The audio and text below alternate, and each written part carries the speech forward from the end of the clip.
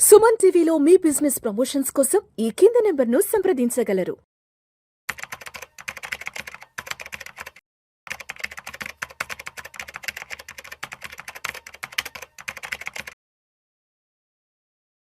అనిల్ గారు నమస్తే సార్. నమస్తే విష్ణు గారు. Welcome to Suman TV and welcome to Vishnu talks. Thank you అండి. అనిల్ గారు ఒక్కసారి ఇవాళ మార్కెట్ క్లోజింగ్ ఎక్కడో చూద్దాము. 5th ఆగస్ట్ వెడ్నెస్డే ఇవాళ. సెన్సెక్స్ విషయానికి వస్తే 152 పాయింట్ల లాభంతో 78,581 వద్ద క్లోజ్ అయింది. నిఫ్టీ విషయానికి వస్తే 9 పాయింట్ల లాభంతో 24,624 వద్ద క్లోజ్ అయింది. బ్యాంక్ నిఫ్టీ విషయానికి వస్తే 167 పాయింట్ల నష్టంతో 57,739 వద్ద క్లోజ్ అయింది. సెన్సెక్స్ పాజిటివ్ గానే క్లోజ్ అయింది, నిఫ్టీ పాజిటివ్ క్లోజ్ అయింది. బట్ బ్యాంక్ నిఫ్టీ కొంత 0.29% కొంత డౌన్ ట్రెండ్ రెడ్ లో కనిపిస్తోంది. ఏంటి ఇవాళ మార్కెట్ లో చెప్పాలంటే స్వల్ప లాభాల్లో ముగిసాయి. పెద్ద వండర్ ఏం జరగలేదు ఇవాళ మార్కెట్ లో. సో ఏంటి ఇవాళ మార్కెట్ లో స్వల్ప లాభాల్లో క్లోజ్ అవడానికి కారణం ఏంటి? ఎస్పెషల్లీ బ్యాంక్ నిఫ్టీ కొంత డౌన్ ట్రెండ్ లో నడుస్తుంది, కారణం ఏంటి? సో ఒకటి థింగ్ ఏంటంటే ఇవాళ మార్కెట్స్ కొంచెం I think probably 1 hour into the market time పాజిటివ్గా పైకి వెళ్ళాయి. ఈవెన్ సెన్సెక్స్ 500 పాయింట్ల పైన కూడా పైకి వెళ్ళింది. ఆ తర్వాత ఏంటంటే కొంచెం ప్రాఫిట్ బుకింగ్ చూసాము. అండ్ అదర్వైజ్ ఇవాళ పెద్ద నెగిటివ్ పాయింట్స్ ఏం లేవు. అందుకే ఎక్సెప్ట్ 1 or 2 సెక్టర్స్ తప్పించి most of them ended up మన పాజిటివ్ సైడే చూసాము. కాకపోతే ఏంటంటే ఎక్కడైతే ఆల్రెడీ ఇన్వెస్టర్స్ కొంచెం మనీ మేక్ చేశారో ఆ కౌంటర్స్లో ఇవాళ ప్రాఫిట్ కనబడుతూ ఉంది. అండ్ రీజన్స్ ఇప్పుడు మోరల్లెస్ పాజిటివ్ అట్మాస్ఫియరే ఉంది, కొంచెం పాజిటివ్గా క్లోజ్ అయింది. మేజర్ థింగ్ ఏంటంటే ట్రంప్ ఏదైతే కామెంట్ చేశాడో ఇరాన్ మీద త్వరలో వాళ్ళిద్దరి మధ్యలో ఒప్పందానికి ఈవెన్ వాళ్ళు కూడా ఒప్పుకున్నారు. అండ్ ఇరాన్కి కొంచెం వార్నింగ్ ఇచ్చాడు. But at the same time Iran వైపు నుంచి కూడా ఎక్కువ రోజు బ్లాకేడ్ కష్టం అని చెప్పి వాళ్ళ వైపు నుంచి కూడా ఇండికేషన్స్ వచ్చాయి. అందుకే క్రూడ్ ఆయిల్ మళ్ళీ $80 కన్నా కిందికి దిగువని వెళ్ళింది ఇవాళ. సో అదొక మేజర్ రీజన్ ఏంటంటే మార్కెట్స్ ఆర్ లుకింగ్ ఫార్వర్డ్. అంతా బాగుంటే ఏంటంటే నెక్స్ట్ ఫ్యూ డేస్లో మార్కెట్స్ ముందుకు పరిగెత్తే అవకాశం ఎక్కువగా కనబడతా ఉంది. అండ్ కంటిన్యూస్గా ఫ్యూ డేస్ నుంచి నిన్న కూడా ఒక 2,000 కోట్ల పైన ఎఫ్ఐఎస్ నెట్ బయ్యింగ్ ఉంది, డిఐఎస్ సెల్లింగ్ ఉన్న ఎఫ్ఐఎస్ నెట్ బయ్యింగ్ ఉంది. So this is a good sign. ఇలాగే కంటిన్యూ అయితే already July we had a positive after so much time. FIs net buy ఖరీదు చేశారు. ఈ మంత్ కూడా ఆల్రెడీ స్టార్ట్ అయిన రోజు కూడా నిన్న కూడా బాగా నిన్న మొన్న కూడా 2 రోజులు పాజిటివ్గా ఉంది. సో అదొక రీజన్. అండ్ ఇంకొకటి ఏంటంటే companies which are giving on results ఇంకా బాగానే ఇస్తున్నాయి. So very few companies which are earnings growth లేని కంపెనీస్ కొన్నే ఉన్నాయి. So that is another wonderful sign. అందుకే సెన్సెక్స్ కానీ ఇవాళ కొంచెం బెటర్గానే ఉంది. కొన్ని బ్యాంక్స్ మాత్రం, ఎందుకు బ్యాంక్ నిఫ్టీ అంటే మాత్రం కొన్ని బ్యాంక్స్ నెగిటివ్గా ఇచ్చాయి. అందులో కూడా ప్రైవేట్ బ్యాంకింగ్సే. మళ్ళీ ఫైనాన్షియల్ సర్వీసెస్లో చాలా కంపెనీస్ ఇవాళ పాజిటివ్గా ఉన్నాయి.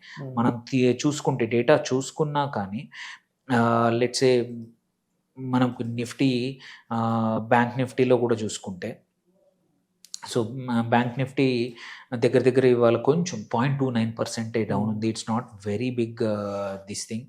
And quite a few companies, NBFCs, Tata capital, Shriram finance ఇవాళ 3.5% పెరిగాయి. సో ఎన్బిఎఫ్సిస్ బాగా ఉన్నాయి. ఈ బ్యాంక్ నిఫ్టీలో కూడా కొంచెం పబ్లిక్ సెక్టర్ బ్యాంక్సే కొంచెం వీక్గా కనబడుతున్నాయి, కానీ most of the other private sector కూడా probably HDFC is weaker. But ICICI కానీ మిగిలిన అదర్స్ బ్యాంక్స్ కూడా చాలా స్ట్రాంగ్ డేటా ఇచ్చాయి, మన రిజల్ట్స్ ఇచ్చాయి, ప్రాఫిట్స్ చూపించాయి. ఇవాళ హిందుస్థాన్ జింక్ మెటల్స్ ఇవాళ వండర్ఫుల్ రన్ చేశాయి. హిందుస్థాన్ జింక్ నియర్లీ 6% పెరిగింది. ఈవెన్ హిందుస్థాన్ కాపర్ కూడా బాగా పెరిగింది, కాపర్ కూడా. అండ్ సో కొన్ని అదర్ స్టాక్స్, కొన్ని అదర్ సెక్టర్స్ లైక్ పాజిటివ్గా ఇవాళ మంచిగా ఉన్నాయి మాత్రం మెటల్స్తో పాటు ఆటో, నేను చెప్పినట్టు quite a few auto component companies కూడా మంచి రిజల్ట్స్ ఇచ్చాయి. ఆల్రెడీ పెద్ద కంపెనీస్ ఇచ్చినట్టు మారుతి వండర్ఫుల్ రిజల్ట్స్ మండే ఎట్లా ఇచ్చిందో తర్వాత కూడా. అండ్ రియాలిటీ కానీ పిఎస్యు బ్యాంక్స్ కూడా ఇవాళ రిలేటివ్లీ బెటర్గా చేశాయి. So on the whole markets అంతా యాక్షన్ ఓరియంటెడ్ అయితే వాళ్ళ కనిపించలేదు, పెద్ద యాక్షన్ కనపడలేదు. కాకపోతే ఏంటంటే కొన్ని స్పెసిఫిక్ లైక్ ఓలా ఎలక్ట్రిక్ కానీ which is come back nearly 7.6% పెరిగింది after better than expected quarterly results. అట్లాగే ఇంజనీర్స్ ఇండియా కానీ, దెన్ గోడిజెట్ అనేది insurance company, then RR cable, ఇవన్నీ కూడా మంచి 6 or 7% పెరిగాయి, which is a very good sign. And most of the sectors ఇవాళ except brands, ఒక రీటైల్, ఒక 2-3 తప్పించి వండర్ఫుల్ రిటర్న్స్ ఇచ్చాయి. 52-week హైలో కూడా చాలా స్టాక్స్ ఉన్నాయి. అంటే చాలా stocks have come back. Redington, Apple retailer, Nykaa కానీ, సరెగమా కానీ, ఎంక్యూర్ కానీ, క్వైట్ ఆఫ్ పిఎన్బి హౌసింగ్ కానీ వండర్ఫుల్ పర్ఫార్మెన్స్ ఇచ్చే కొన్ని స్టాక్స్ మాత్రం అండర్ పర్ఫామ్ చేశాయి. ఏవైతే కంటిన్యూస్గా అండర్ పర్ఫామ్ చేస్తూ ఉన్నాయి. టాప్ లూజర్స్ చూసుకుంటే మ్యాప్ మై ఇండియా రిజల్ట్స్ అనుకుందాను కానీ ఇవాళ 8% పడిపోయింది. సో జీ లిమిటెడ్ కూడా పనిష్డ్ గ్లాక్సో. సో ఇవి అండ్ భారతీ హెక్సావేర్ ఇవి 2-3 తప్ప మిగిలిన otherwise most of the other stocks otherwise ఇవాళ పెద్ద ఈవెంట్ ఫుల్ డే కాదు, పెద్ద బజ్ ఏం లేదు మార్కెట్లో, పెద్ద హడావిడి ఏం లేదు పెద్దగా లేదు ఇవాళ. So on the whole markets ఏంటంటే ఇవాళ ఓవర్ నైట్ కానీ ఈ క్రూడ్ ఆయిల్ ప్రైజెస్ ఇట్లాగే ఎండ్ అయితే అండ్ కొంచెం ట్రంప్ ఇంకా కొంచెం సానుకూలంగా ఇస్తే మాత్రం markets will have a wonderful field day tomorrow. And ఇవాళ లుక్స్ లైక్ ఆ సిఏఎస్ ఏదైతే ఆప్షన్ సిస్టమ్ ఉందో లాస్ట్ 20 minutes ఇవాళ కొంచెం స్ట్రీమ్ లైనట్టు అనిపిస్తుంది. బట్ స్టిల్ సెన్సెక్స్కి ఎన్ఎస్సికి ఇంకా కూడా ఒక 0.3% డిఫరెన్స్ ఉంది. నిన్న మొన్న 5.6 ఉండింది. ఈ ఆప్షన్ సిస్టమ్ వల్ల అంత పెద్ద లాభాలు అనిపించట్లేదు. సో అనిల్ గారు, అంటే చాలా మంది ఎక్స్పర్ట్స్ చెప్తున్నారు, ఫైనాన్షియల్ ఎక్స్పర్ట్స్, ఆగస్ట్ నుంచి మార్కెట్లకి మంచి రోజులు రాబోతున్నాయి, ఇక్కడ నుంచి మార్కెట్లు అప్రతిహాతంగా ముందుకు వెళ్ళే అవకాశం ఉందని చెప్తున్నారు. ఏంటి ఇక్కడ మార్కెట్లు అంతలా అప్రతిహాతంగా వెళ్ళడానికి ఇక్కడ ఎటువంటి కారణాలు మార్కెట్కి సహాయపడే అవకాశం ఉందంటే?